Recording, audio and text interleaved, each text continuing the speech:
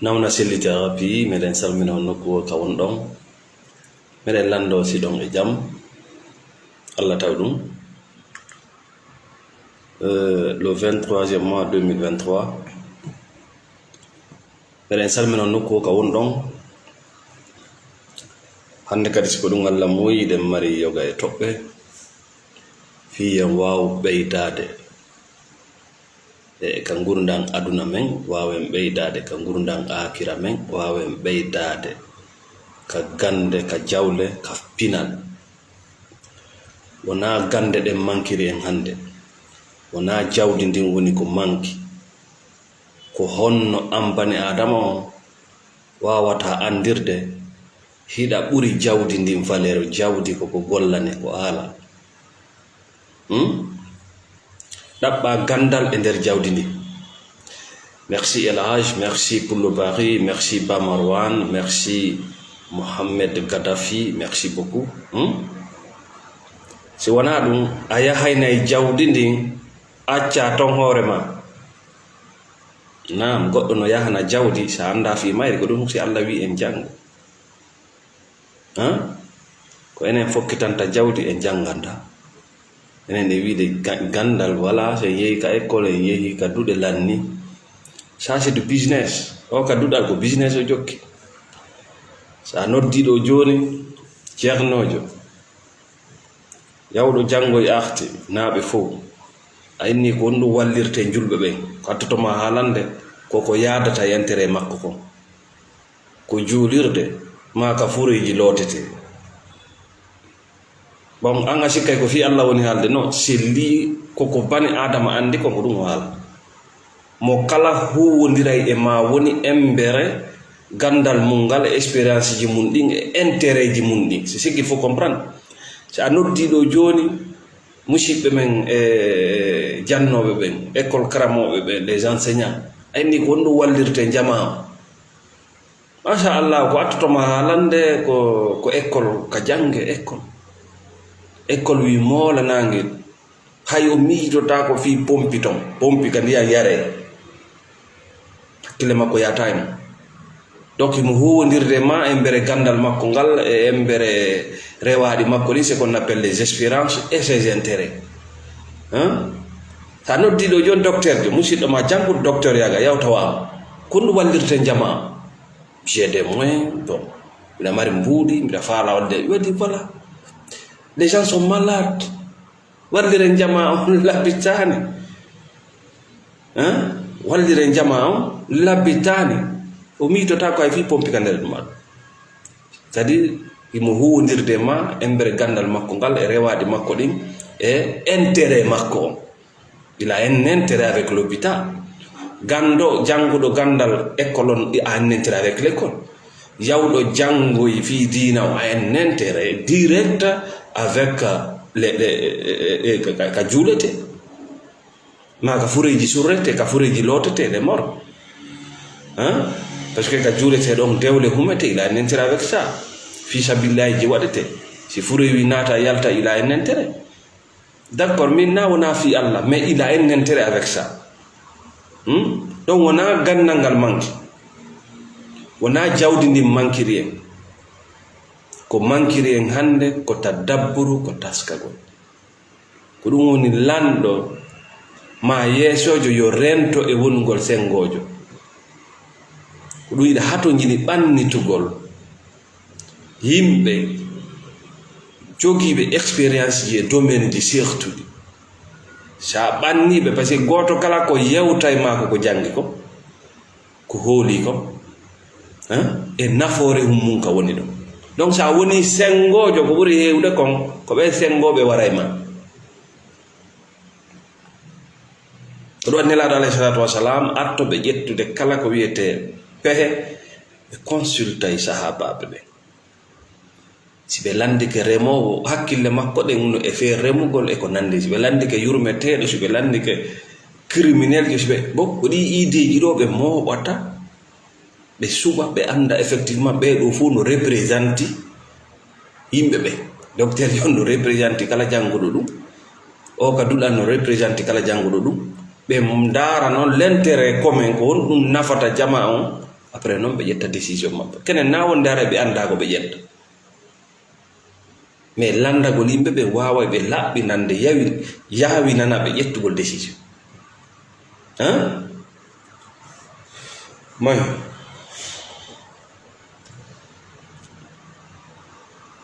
do wadi kala bana adama mo yida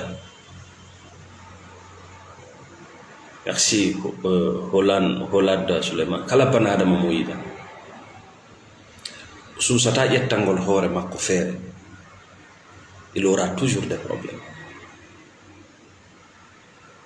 il aura toujours fitina e problème an heɓuɗo problème on hiɗa wawi landade conseil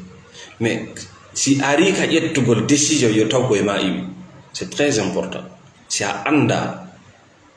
hiɗa wawi landade anduɗo mais andu on mo landiɗa anduɗo on needi makko ndin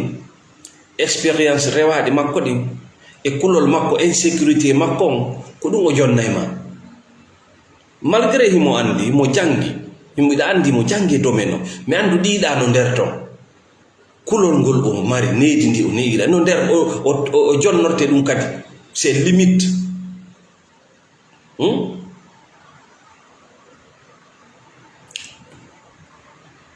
joni noon haray merci beaucoup d'être là partager le live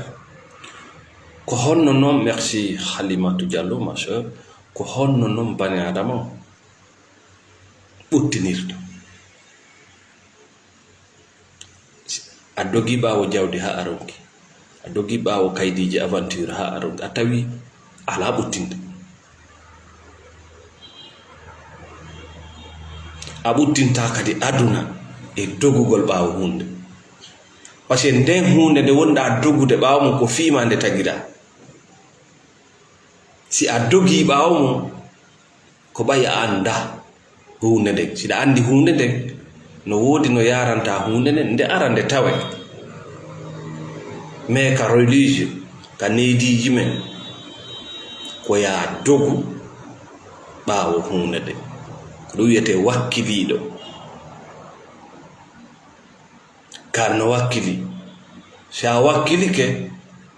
koko rone ɗaɓɓata na do an ko nafitora merci Diallo Youssouf toujours avec nous kokoro a ɗaɓɓay do ko rone mais toi tu ne vas pas vivre tu vas exister pour les autres minna no boni si c'est ton choix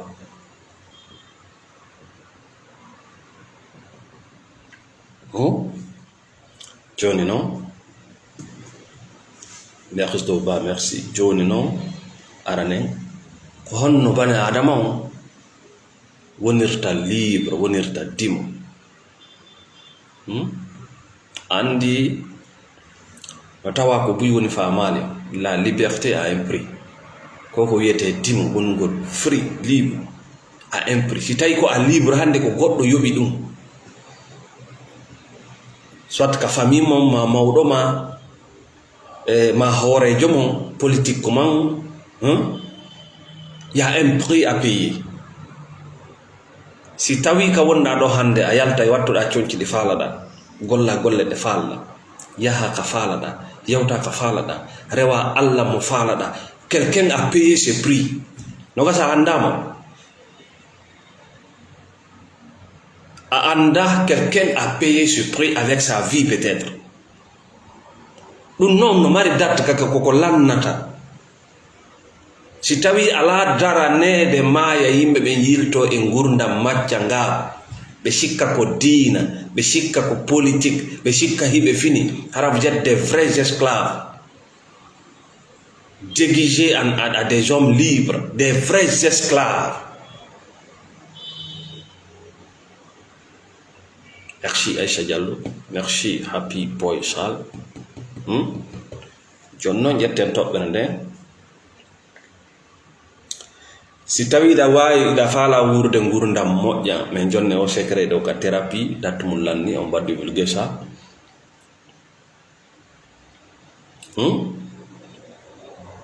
si tu veux vivre une vie de paix, de liberté, ko tuma kala fuɗɗiɗa wuurde gurdam tawɗan kañum a hatonjina a soholina nde fenata ka haala nono yawita baba. The sooner you live a life that you don't feel the need to laugh, well, that is the beginning of living. Ko tuma kala fuɗɗiɗa gurdam tawɗam, ko tuma kala fuɗɗiɗa gurdam tawɗam, tu n'as pas besoin de mentir. La vie commence là-bas. Andi enen en sikkay gurdam men ɗan ko ila ñande jibina ɗen ñande maayi ɗen non, gurdam nan ko fuɗɗi ko ila ñande fuɗɗiɗa ɗum ɗo. Atto ɗum ɗo, tu es un cadavre, tu es un esclave de tes pensées, de tes croyances. Merci Diallo Yusuf. You can get free down in free. Yes, you have to pay for it. Exactly. Diallo Yusuf, oui, a heɓata dimu e cadeau. Non wonire sikkuɓe ɓen si yalti ka leydi mum yehi ka jananiri ñaami sadakaji hara hiɓe ƴoƴi ma hiɓe ñeeñi haray ɓe gayni, ils se sont retrouvés avec quoi? Wona diina maɓɓe kam, wona dewle maɓɓe ɗen, wona ɓiɓɓe maɓɓe ɓen. Ils ont tout perdu. Tu perds tout. Le premier cadeau, c'est Dieu qui te donne. Quand un homme te donne des cadeaux, il prend. Merci ma sœur Chiara. Si Bani Adama n'a rien. Ko Allah woni jogiiɗo, ko Allah woni jewɗo. Si o tagima o addima ka hoore leydi ɗo, c'est un vrai cadeau pour toi. Tu n'as rien payé pour être là. La terre est là pour toi. Le ciel, le vent, les arbres, tout est là pour toi. Ça a qui go exploiter tu perds quelque chose que Dieu t'a donné, ta liberté. Aisha artay ka leydi ma ko ya suuɗo iɗa andi ɗum ko ya cippo e leydi go ñentoɗa naata kama woya yo aduna parce que iɗa andi ko yuɗa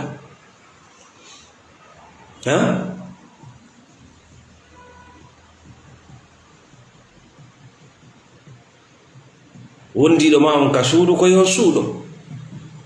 parce que iɗa andi ko yiɗako no wonɗa ɗaɓɓirde noon jawdi ko ya suuɗo oh là là kammu ngon e dowde kanko ha suuɗo. Merci Boubacar Ba, merci ma sœur Halli Matou Diallo. Donc wona ñande jibinaɗa fuɗɗoɗa wuurude gurdam ɗan na hakkunde ñande jibinaɗa e maayugol ma non, gurdam ɗan ko fuɗɗi ko ñande jaɓuɗa hande mi hatonjina e fenugol ma fenangol goɗɗo. Je n'en ai pas besoin. mi haalne hunde wotere kala ko a faalaka yo feeño wota suuɗo waɗa par ce que battane mum ko feeñugol. Feeñay aduna feeña akira o ɓennano feeñoy wo akira ko beppale kala ko waɗuɗa andoto ga taw e bi andoto go isi maya na wonde ko tuma mayiɗa si ando no ko an woni wiiden ɗiɗa suuɗi no hunde suuɗaki c'est juste un temps ko wagu to on suuɗi hunde nde ko jamanu on suuɗi hunde nde ko saayi on suuɗi hunde nde ko on saayi kadi weeɓitatamo. Kala ko anduɗa si feeñi welatama ta jaɓu suuɗagol waɗa ɓay koko feeñata. Donc ñande jaɓuɗa o formule ɗo the sooner you live a life tuma fuɗɗiɗa wuurde gurna that you don't feel the need to laugh. wala fuɗɗike par ce que ida wonde goɗɗo ka suudu tawanno ko be fenanden ko hawonde tuma hiɗa e nder leydi ko be fena mais hawonde tuma et puis fenande c'est à entretenir ko ɗum hulɓini fenande ko dankete ɗum ka ɓaƴƴi ɓoɓ ka fala ɓaƴƴude ɓoɓ mais a yi ɓaƴƴi sakkitora yango ko hiɗa batta tun hiɗa batta tun mais jusqu'à quand c'est fatigant buyo mon no nawnande nawnaje dépression vous vous rendez pas compte hiɗon suddude fenade sa e ɓe no seykade et puis ça fait peur hein fenade ko dankete quand tu es dans la vérité a haton jina e resitugol e miijitagol ko haala quand tu es dans la vérité s'il s'agit de répéter ce qui s'est passé tu répètes tu ala tan miijitagol margol ɗum ça vient naturellement et je m'adaro haalawo gonga arda e ndaaro si politicien no haalde ka yiɗa politicien no haala o hara sayɓe hein parce que ko peppale woni e mum imo andi o yiɗama o yiɗa leydi maɗi mo andi ɗum imo andi ko woni kon ka hoore ma ko jaaña ko ɗum waɗi siɗa ndaardemo imo andi ɗum imo andi ko ɗum yiɗuɗa ko ɗum añuɗa ko ɗon woni juuɗe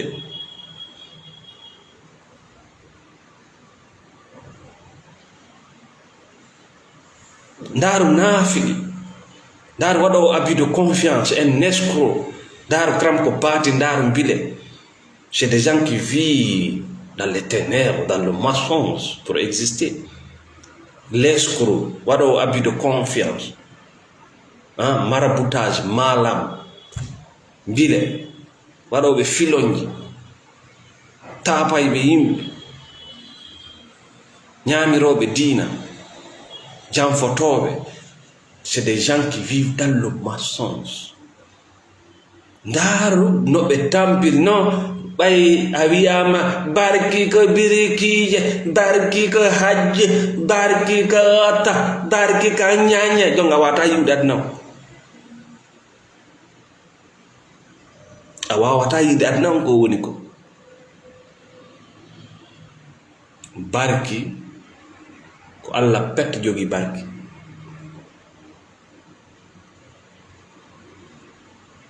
ko Allah pet jogi barki no wodi gollal ngal gollata no wodi jikkuji ɗi jikkinorta mo cippina barki kin e mum na yummama na bemma na karamko ma na ceernojo na leggal na canku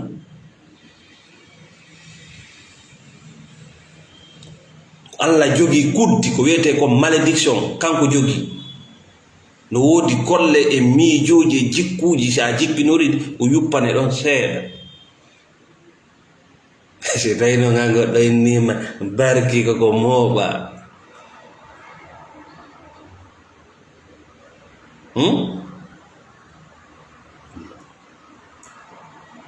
donc ko tuma fuɗɗiɗa wuurde gurnan tawɗa a hato jina e fenugol e feƴƴintingol e suuɗagol monsieur mo feni o feƴƴintine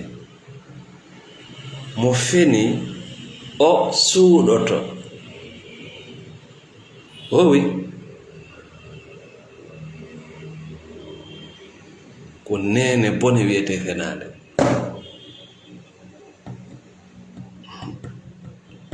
oui ça t'arrange voilà no nafudema hande tu gagnes comme tu veux tu vas ainsi voilà hiɗa manipulde oɗa hiɗa addirde oɗa ɗa hiɗa manipulde ɓeɗo hiɗa changer c'est ta vie hein? mais andu a fuɗɗoto joni suuɗagol kam ngulleno to a fuɗɗoto joni koyɗi bonɗi fiidugol angal ɗanagol angal ñamugol a fuɗɗoto joni ɗaɓɓugol nde yimɓe ɓe yiɗay ma, nde yimɓe ɓen teddinay ma, nde wonata bantañi hoɗo lampo gerto e la Allah yewta sheytan ka qur'ana acca hoore ma ɗon yaha sappoɗa ko a sutaki.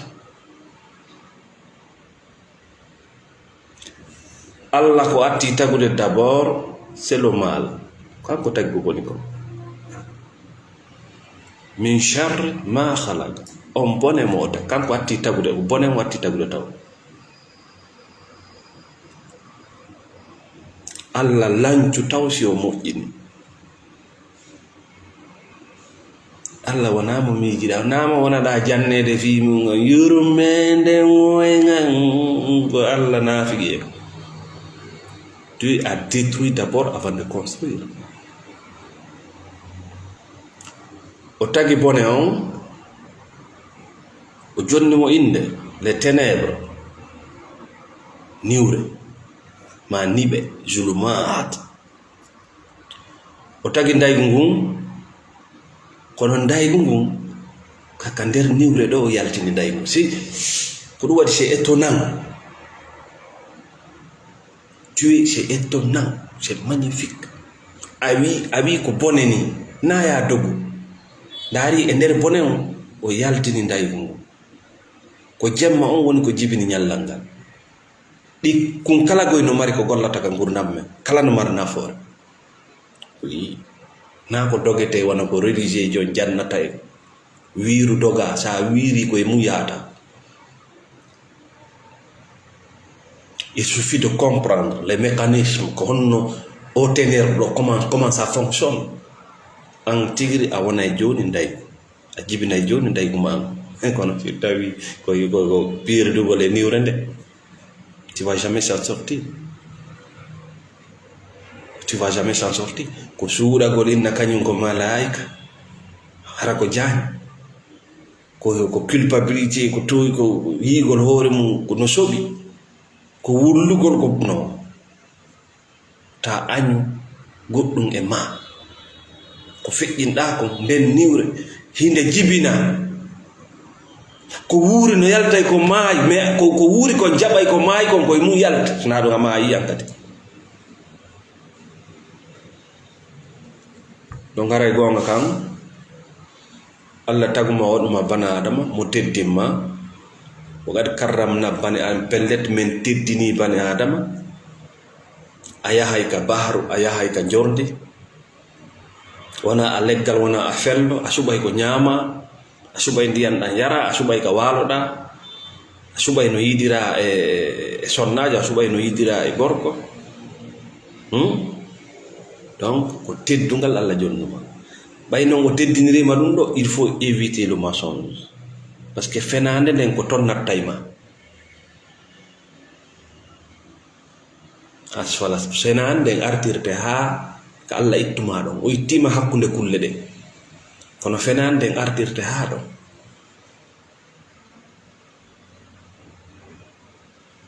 donc kiliyamɓe ténèbre zulumato ko ɓe wiyete sheytan, woni ko bani adama, woni ko jinna, woni ko kullum. kiliyamɓe jaɓuɓe les produits et services des ténèbres ko ɓe wiyete sheytan, na iblisa wiyete sheytan. no juuɗirta ni, no horirta ni, no hajjirta ni, no jantortoɗa inde Allah ni bimbi e kikiɗe, sheytan faisait ça aussi. hari on tuma ko sheytan non, ko ɓay o feni fenande, ko ɓay sheytan feni fenande o woni sheytan, pardon, ɓay iblisa feni fenande. Ana khairu minu ko bebbade,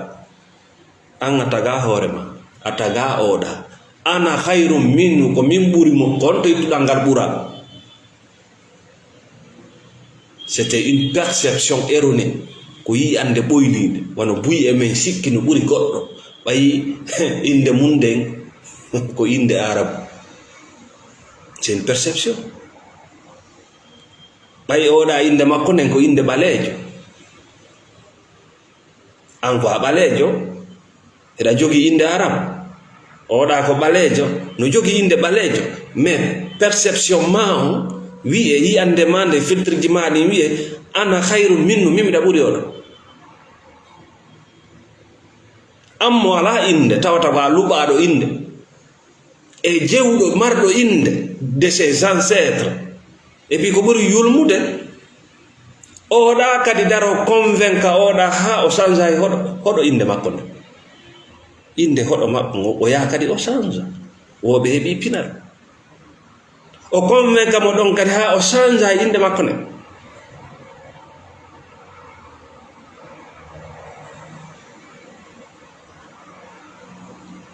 oɗa no jogii mbuuɗi makko ɗi an hiɗa jogii mbuuɗi colonisateur mbuuɗi mawɓe ma maccinde inna ana hayru minhu min miɗa ɓuri o ɓay miɗa mari relation ji miɗa branchi miɗa reconnaissance international woyo waya mais an wona mbuuɗi ma ɗi jogiɗa convainca o jogiiɗo mbuuɗi maɓɓe ɗa yo accutu mbuuɗi makko ɗin o tawe e mbuuɗi macca nga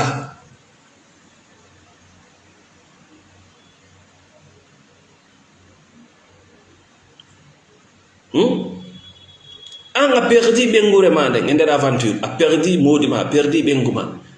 a perdi leydi ma ndi tu as tout perdi a perdi dimu mango a perdi diina maka e fey honɗum e fey fenande hiɗa jokkiɗa convaincuɗo neɗɗo wonɗo fulawa wonɗo ka leydi ma tawɗo jogii leydi mum no e territoire ji de ses ancêtres no yarde ndiyam anditayɗammo no fofude hendu anditayɗmo no e leydi no fonti no yawde kala ka faala no wondi e ɓengure mum hiɗa convaincude on ɗon ana hayru minnu miɗa ɓurma c'est une perception erronée parce que ɓallu ma kum no jalbi parce que iɗa jogii auto on kun tournaɗo balɗe ɗiɗi kam mbukoye ma koye fuɗɗi lanna dow yiɗa suuɗade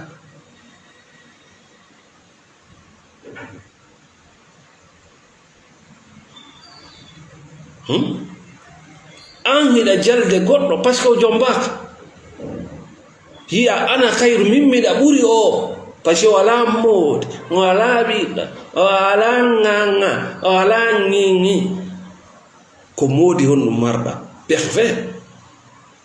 mo ala moodi no ɓuri marɗo moodi pervers fasidi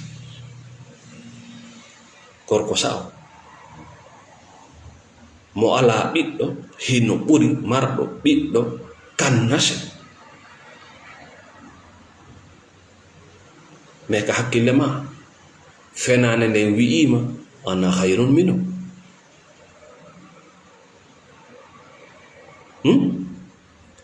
an hiɗa jogii kinal moringal hiɗa jogii ɓalum rawnukum c'est normal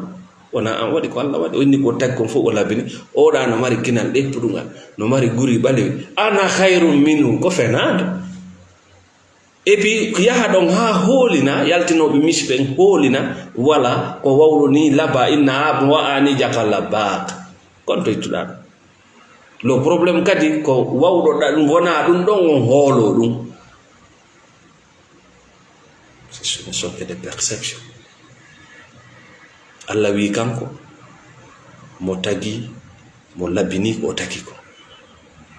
luddi si an tagaɗon a jaɓay ma saloɗa jaɓude goɗɗo go ara jaɓine ko moƴƴana hiɗa laba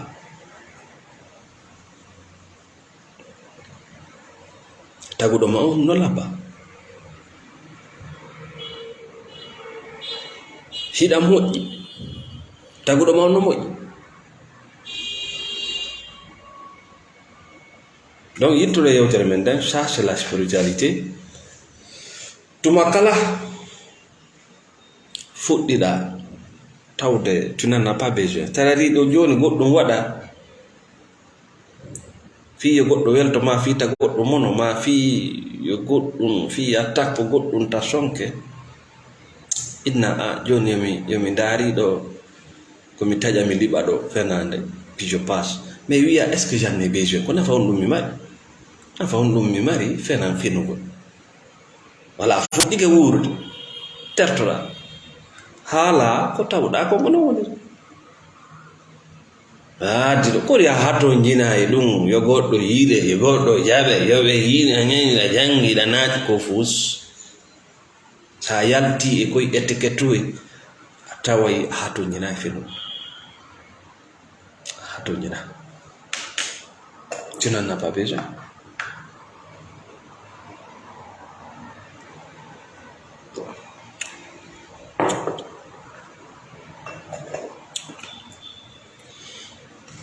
Donc kiliyamɓe niwrende ni ɓeɗen ko ɓen wiyete cheytan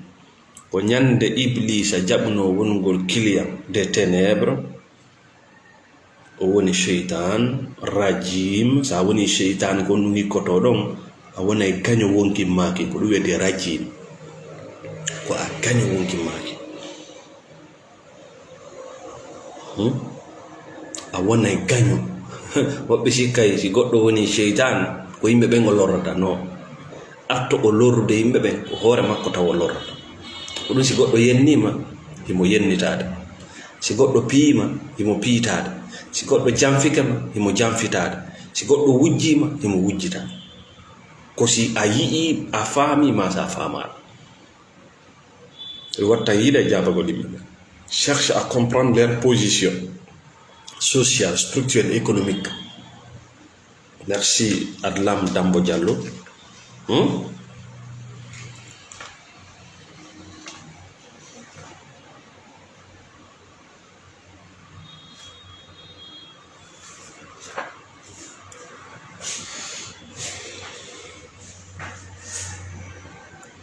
Donc yetten ɗo aya qur'ana goto fi yen wawa famude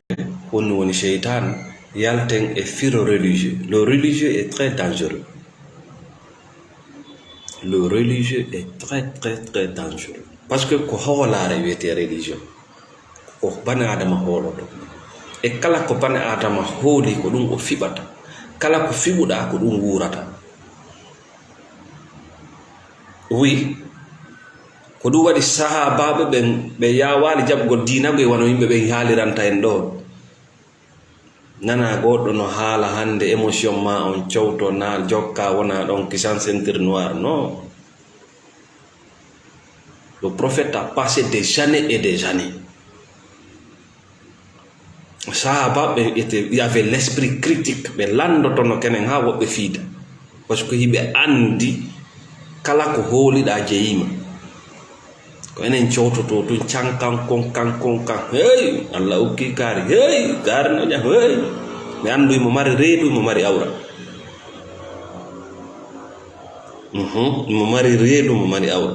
très puissant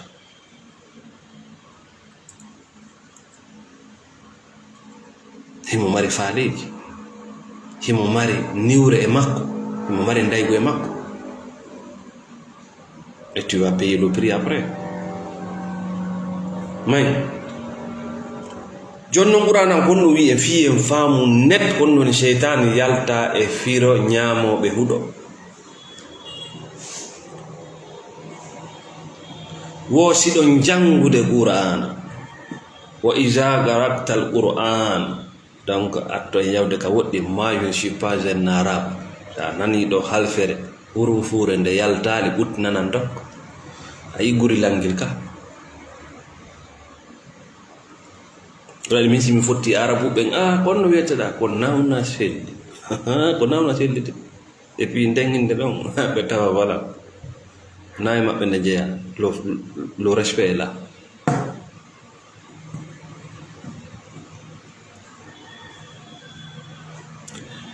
Si tawi hiɗa jangude qur'ana fasta isbillahi mawlor Allah nari ɗaɓɓir Allah protection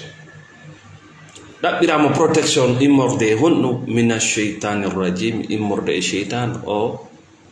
raɗaɗo o yinno yeeso toon innahu laysa lahu sultanu ala allazina amanu ande noon no cheytan o ala pouvoir o ala doole e hoore homɓe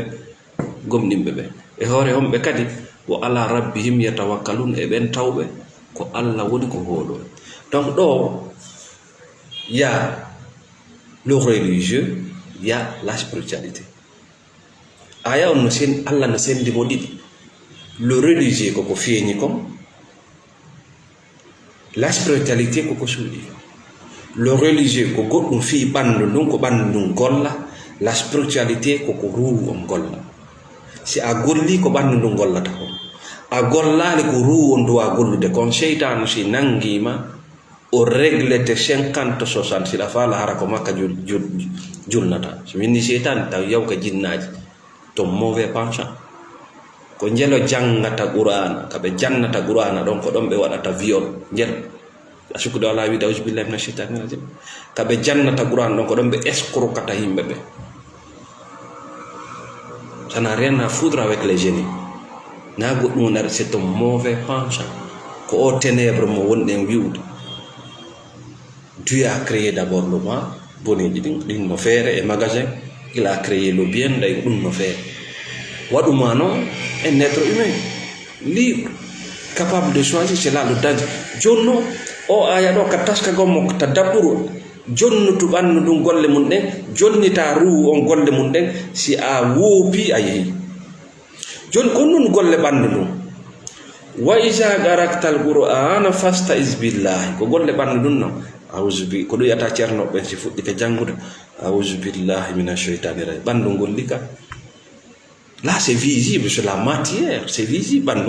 Mais qu'on lutti. Amanu wa ala rabbim yatawakkalu. Dum do yetaki hida gomnini yetaki. Ko Allah holorda yetaki. Mais si jarrabu yo ngari andoto. Aha. Si jarrabu yo ngari andoto. Si fitina ngari andoto joni no fiya wa fam de la spiritualité kunu ngalla wiyen sa jangi tout ce qui est matière wata hawjannon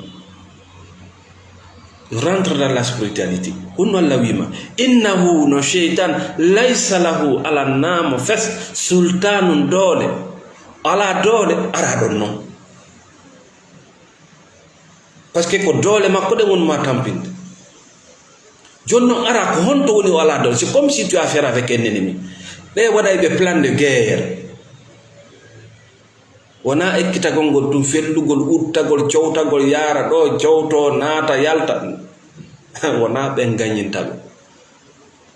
ko ciodoto be ndara les points faibles de l'ennemi ko honto fello makko ngon cipori ko honto lo'iri ko don be natirta ko don be tigirta kallo iri don tu vas là-bas laysa lahu sultan konto woni wala dole ko hore yimbe tawwe amanu ibe gomdini wa ala rabbim yatawakkalun ko laabi jelu hebuda problème bay tawi gomdinal ngal no yejaade nabuma e firo koy hoyduda koydol kol bonni ngurdam ma danga dina maka ko laab jel habduda e modi ma patron ma ka golle ma korto karta hiida hore ma da jodi yeso en charlata o ko winda tia et lui c'est un shaitan parce qu'il vit du mensonge o ala no dole si tawi hida gomdinno ko laab jel ituda sadakaji be pale lagin mobuda terwo be jangane yasin na fi dum ci pinira parce que amanu on alaton vous êtes dans le religieux dans le superficiel ko yoto kon ko memoto kon vous êtes là-bas ko du rewgol men sanamuno yabiso. Merci mon frère Lampujama. En buyde wiya do no ko ka église ko tombere wata sanam ka bile to rawa ma rewo sanamu wala sanamu bana adama no wodi ko wiyete ta hod sanamu mijo no wodi sanamu koydi no wodi kala ko ari occupe seeda e place Allah woni sanam a hoydi alandi ke feno gol koydol hankin ma hande ma jango itta joni sadakam que nous l'avons que nous tu n'es pas dans la spiritualité amanu wala ton wowi amanu wala ton si amanu no ton amanu on wiyete ko ɗum wiyete aduna ko moƴƴi aray ko boni aray mais tout est temporaire yiltito wonki maki jewitoɗa jikkuji maɗum ko amanu on wiye maɗum wa ala rabbim yatawakkaluna ko ɗum ɗo wiyema hiɗa jeeya ko hombo jewma ko Allah pet awa ko oɗo holorte ko oɗo faabinorte ko oɗo torete ko oɗo wullete na e waliwjo na e gaburu na e prophète jo na e annabajo na e yummama na e bemma oui c'est ça ko oɗo wullete wona Nations Unies na sentiamo wona eurodéputé woko eurodéputé ayna jooɗi no habbi salaire no défendude les pays européens soro makko arno maccinɗini soro ma hande bem makko no maccindinde ɓiɓɓe ma eɓe wuuga ɓe usine e ɗuma e gesede hiɓe naadi woɓɓe kattumir hiɓe fagga ɓe ñaameteeji ko bonna ɓe gurnan bonna ɓe ɗaɗi ɗin an hiɗa joori kadi eurodéputé wi I want peace, I want You want peace? You really want peace? Huh? You don't want peace. You want noise.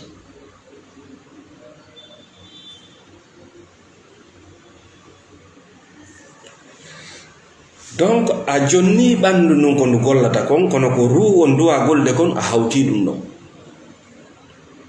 ɓay ruwon on hawti ko ruwon duwa golde kon on ɗaɓɓi ko gollanam ɗum ko ɗum wiyete les religieux pour cela les religieux ne travaillent pas naaɓe fou ɓurɓe ɓe gollata parce que wa ala rabbim yatawakkaluna ɓe ari ɓe jooɗike ɗon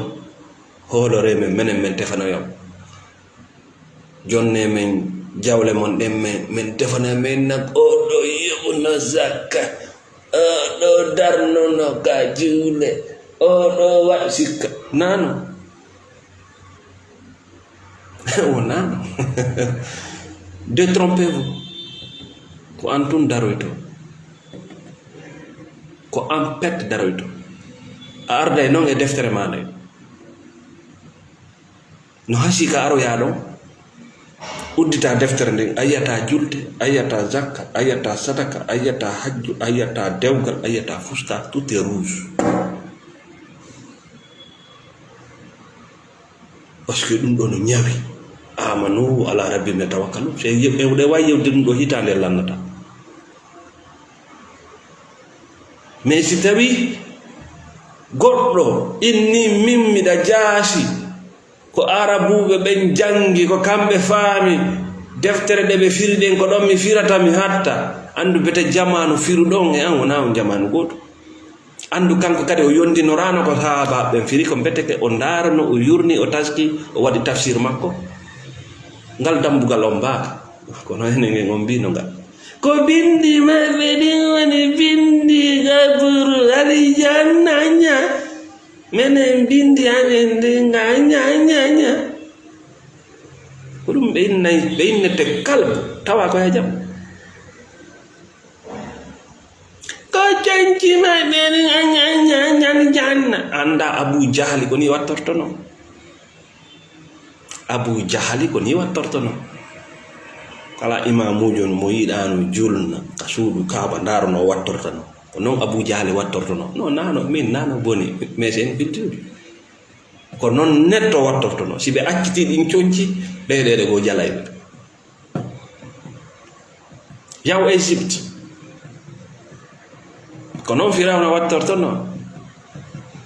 yaw France ko noon roi ɓe maɓɓe ɓen wattortono yaw Pakistan Inde ko noon mawɓe maɓɓe ɓen wattortono yo so a waɗa ɗum a wonay bukkol goɗɗo kalannode yewtere ga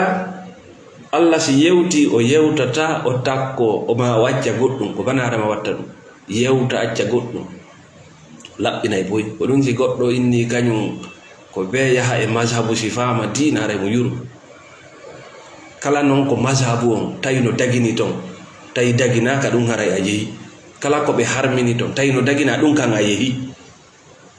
parce que ton ko ijma ko fottana yo dina na ko fottana dina ko shar'ina ce qui est légiféré ko amma jaba ma saloda me ko fottana alaka dina bani adama landaka e fe dina alandaka dina Allah kan alandaka tes opinions alandata ko hida ton ma lato da tu es libre.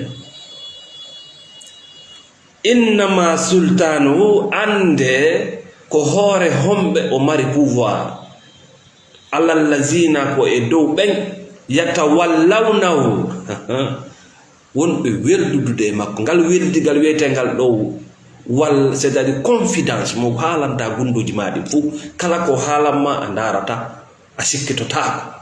ko wiyete confidence wallazina hum bihi mushrikun be wonbe yettude gabal Allah ngal jonnam ko ben o mar doole hore mushrik le représentant Allah ngalidi Allah ma représentant ka dina kan fa la dannude dina goddo ay bonde dina na suudu ko goddo arata lanca c'est spirituel goddo ay bonde do goddo ko hore mum bonnata awata bonde dina shanga halali goddo halay shanga gollali goddo gole bonna hol imo ari findingol nyamobe hudobe na no nani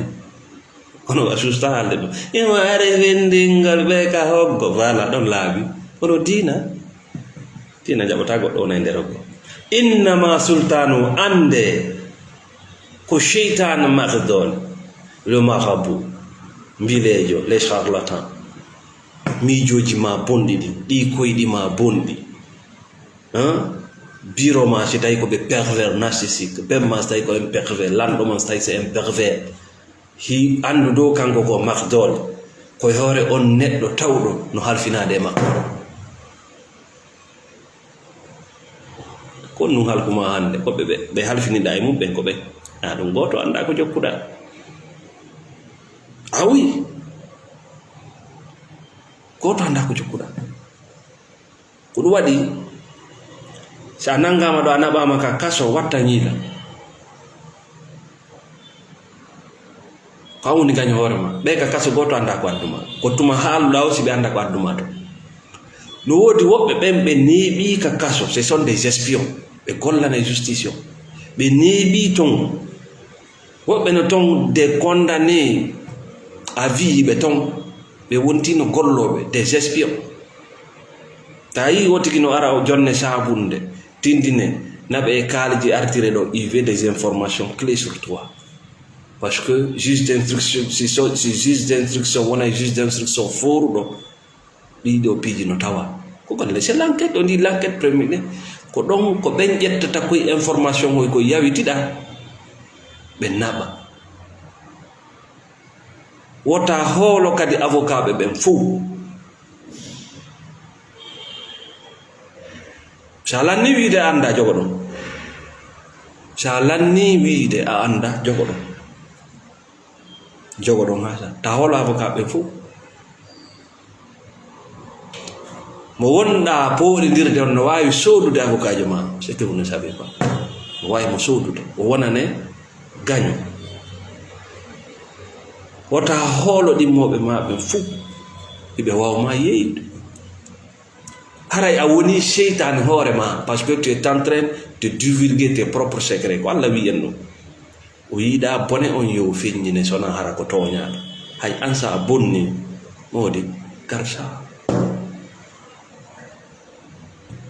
dido garde ça tuba ruttuda ka Allah garsa Allah ala gido mo harfi notoda e mum on confidence ma kon waltay kombo mari dole hore mum innama sultanu ala allazina be embi aranunga yatawallawna wonbe halfinade mabbe wallazina hum bihi mushrikun ashirkoji ta sikki sirku ko biniri nasi tun ko no wodi ko sirku huddi suudi dum sirku no suudi bappa tayi buyno watti do no jawto no jikko c'est des vrais mushrik vrai mushrik andi dum no si albala ngari ino fala la mushrikay no fala jawdi shirkay no fala sonna no fala mode shirkay hay oto mum be shirkay o mo wadde istigara no yurmi donc haray ko lannode yewtere men ɗum ɗo ko famin golma ɓay Allah tagi boneji ɗin n'appelle ça zulumat les ténèbres ota jaɓɓo wongol client boneji ɗin ça commence par le mensonge an tigriɗa wona cheytan jinnawi no wona cheytan miɗa wona cheytan gertogal no wona cheytan gertogal andiraka ngatugol jommum ka ñande dontori ma nde ngatuma wo ko cheytan ndi woni cheytan ndi murdi en réalité cheytan ko murtuɗo joni noon si a murti a wona e client qui chan tous ceux qui sont dans les ténèbres kala woni ɓe kaniɓe si a murti tun a wona e client ma joni noon ko lannode yewtere mben konno anditirta cheytan système on ɓandu ɗum comment ça fonctionne ngo jungo ma ngo wona cheytan jungo bani adama no wona cheytan awra on farji on no wona cheytan ko ɗum ça a développé que dans la spiritualité il y a plus de peur joni jetten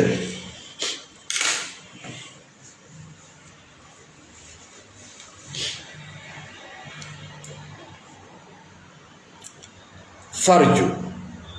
gafodom farju sonnajo andi kad ka dewgal ka qur'ana Allah ko no wiye sonnabe mom ben be jombudo mana sunna e farilla be on sonnabe mom ben harsul lakum ko be ngesa ka o gesa do no mari firoje puy hida mari awdi e ma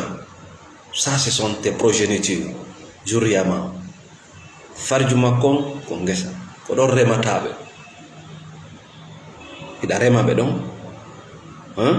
daaro sa jetti maaro ngawri sa nabi ka der leydi a waray tawoni ka après non wura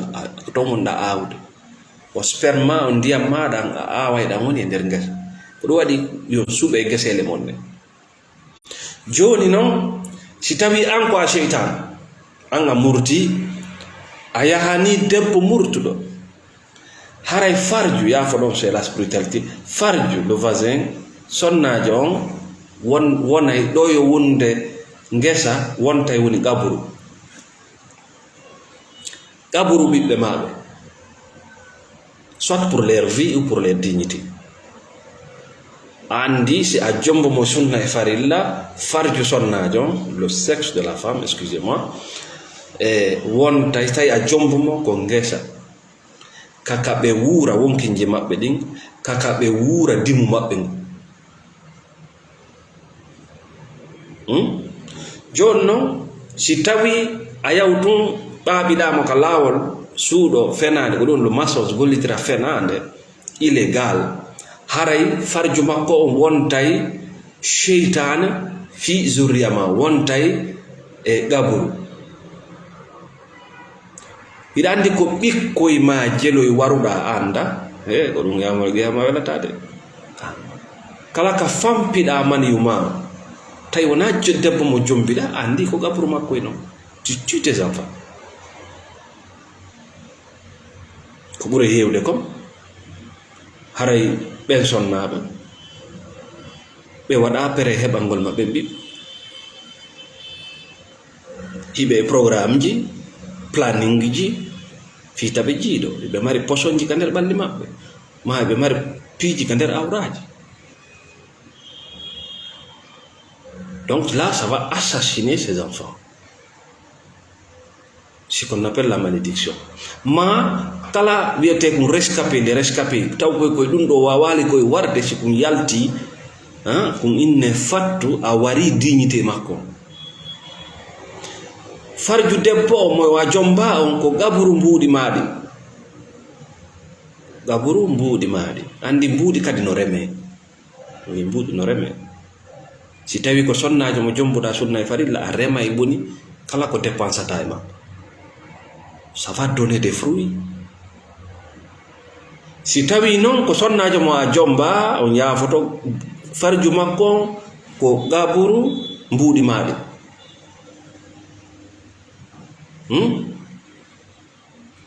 gaburu mbuɗi maɗi ko gaburu dignité ma on e réputation ma on. Donc feƴƴen ɗon famike ko gaburu kadi tamma on bonnay tan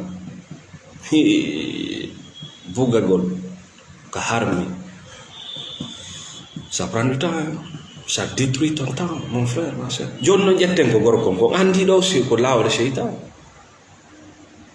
andi si ko lawol laɓugol ngol farju on wontay woni ngesa, ça produit des enfants légal, ils sont là avec leur dignité,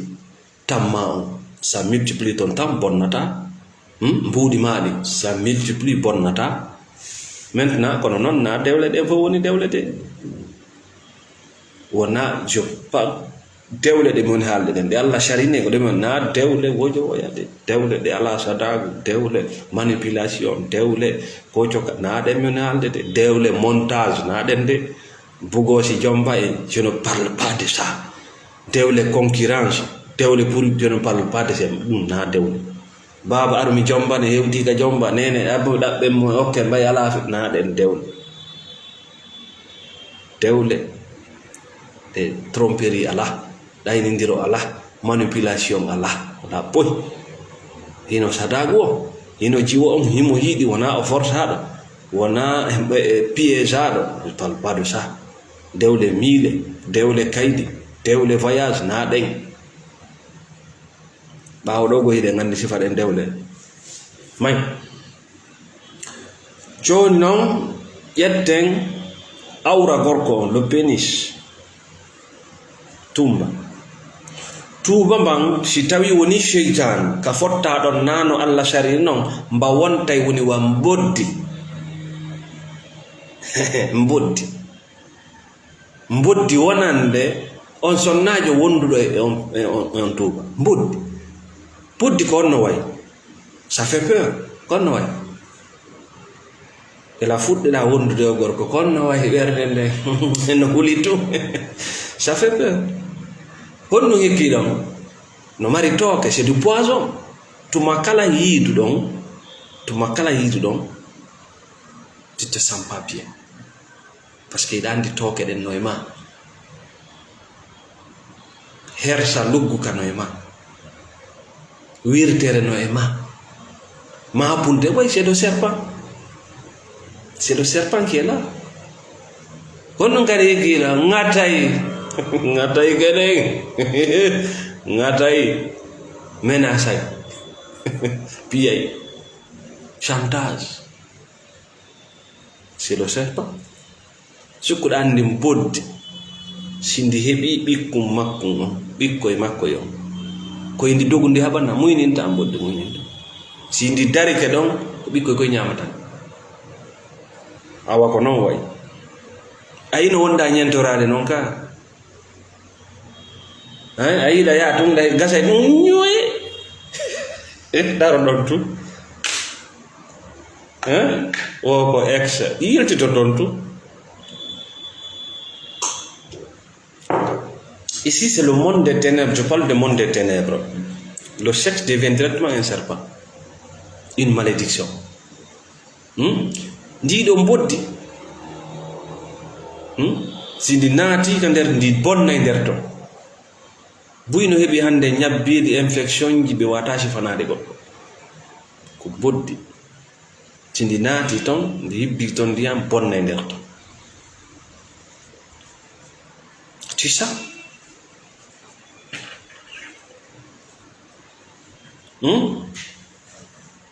ndi waray jelo maayi e feeɗu waray, ndi boddi ndi waray ndi perdinay goɗɗo tan, ndi bonnay dewgal, ndi hersinay, ndi hulɓinay. Si tawi non awra gorko on le pénis ka fotta ɗon ko ka Allah shar'ini ɗon, haray ndi ɗo boddi ndi wonta protection boddi no mari lekki goy lekkele ɓurɗe sattude ɗen ka hoore leydi ɗo ko tooke boddi. C'est la positivité. Tooke boddi c'est très cher. Sa heɓi ɗum litre goto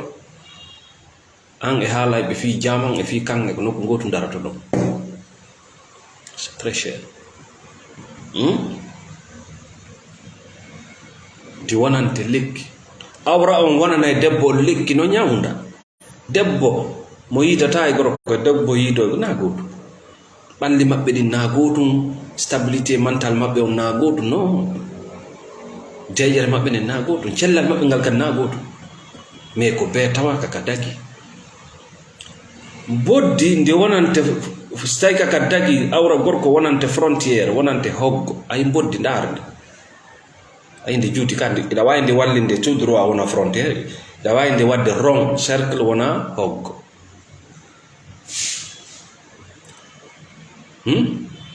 Ko yimɓe ɓe hulire ko mawdi makko de ko mo jombade way sa yi voyage ji ko ɓuri hewde kon debbo no duwa yaadude goɗɗo c'est important parce que y a des prédateurs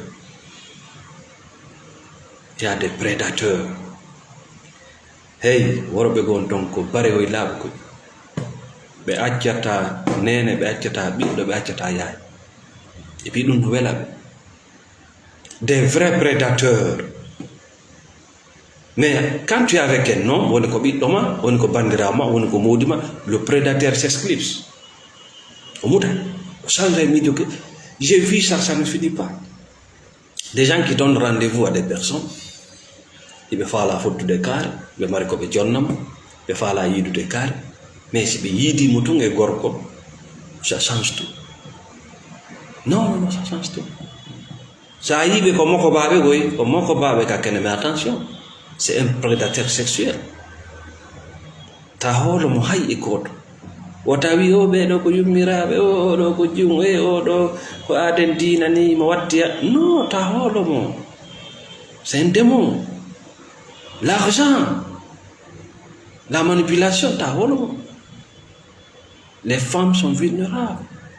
devant l'argent pour bébé. Devant les promesses. Oh là là, c'est un serpent. Dieu non, si la mari maudit, c'est un serpent. Ça fait peur. Ah, indication de l'homme, mais il y a ça. Il y en a il y a tellement de choses à dire, mais il y a des sponsors qui faut qu'on les kala wonɓe wallitade oɗo page kala wonɓe sodande men thérapie kala wonɓe sodande men lekki ɓuuri kala wonɓe men windande kala wonɓe men anditude kala wonɓe men noddude ene weltani on fappet moɗon.